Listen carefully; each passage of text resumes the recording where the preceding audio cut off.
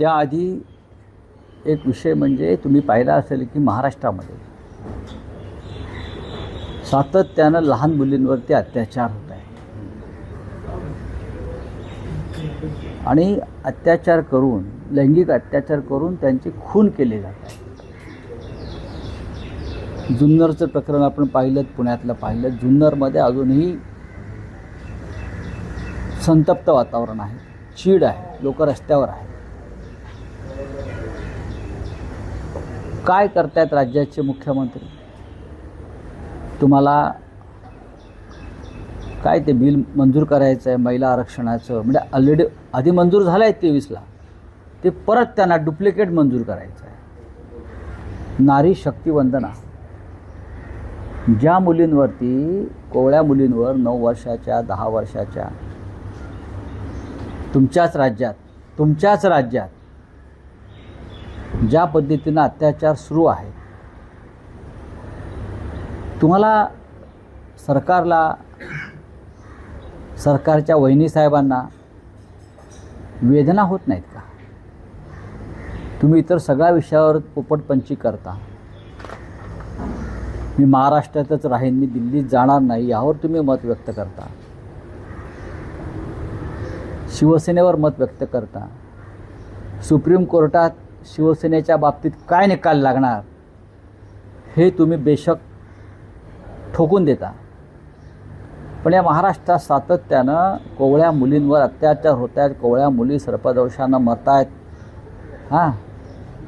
आत्महत्या करत आहेत.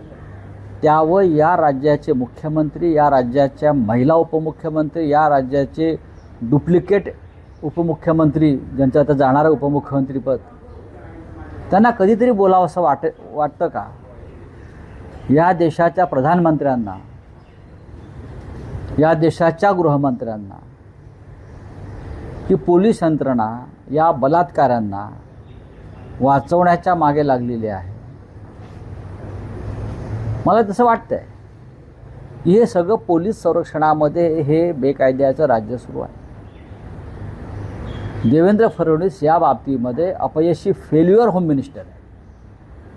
Failure home minister.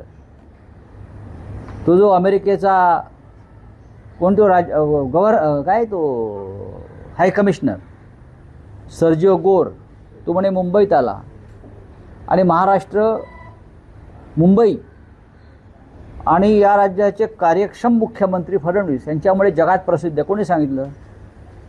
कोणी सांगितलं? बरं, हेच त्यांनी स्टेटमेंट जाऊन जम्मू काश्मीरला गेलं ओमर अब्दुल्लाच्या बाबतीत, बरोबर. त्याला काय दिसलं महाराष्ट्रात? सर्जिओ गोर यांना मुलींचे अत्याचार दिसले नाहीत, मुलींवरचे सर्पदंशाने झालेले बळी दिसले नाहीत. हे व्यापारी लोक आहेत आणि पोलिसांनी हात वर केलेले आहेत. पोलीस बलात्कारांना कसं वाचवतात त्याचं एक उदाहरण आत्ताच माझ्याकडे आमच्या पंडित अवधेश शुक्लाने आणलं आहे. तो कागद देण्यामुळे साहिल देवीदास चौगुले, हे आपल्याला प्रकरण माहीत असेल, नवी मुंबईतल्या एका मुलीवर त्यांनी अत्याचार केला, बलात्कार केला आणि तो फरारी झाला. त्या संदर्भात अवधेश शुक्ला यांनी आवाज उठवला. आता ते महाशय जामिनावर सुटलेत. कोणसा पार्टी काय? शिंदे गट. हा, शिंदे गुट काय, बरोबर. हां नगरसेवक. हा, शिंदे गटाचा स्वीकृत नगरसेवक साहिल देवीदास चौगुले, त्याच्यावर बलात्काराचा गुन्हा दाखल झाला आहे आणि ते प्रकरण दाबण्याचा प्रयत्न झाला. अवधेश शुक्ला यांनी ते प्रकरण लावून धरण्याचा प्रयत्न केला की हे प्रकरण दाबलं जाऊ नये. त्या मुलीचं स्टेटमेंट माझ्याकडे आहे. लड़की का स्टेटमेंट है.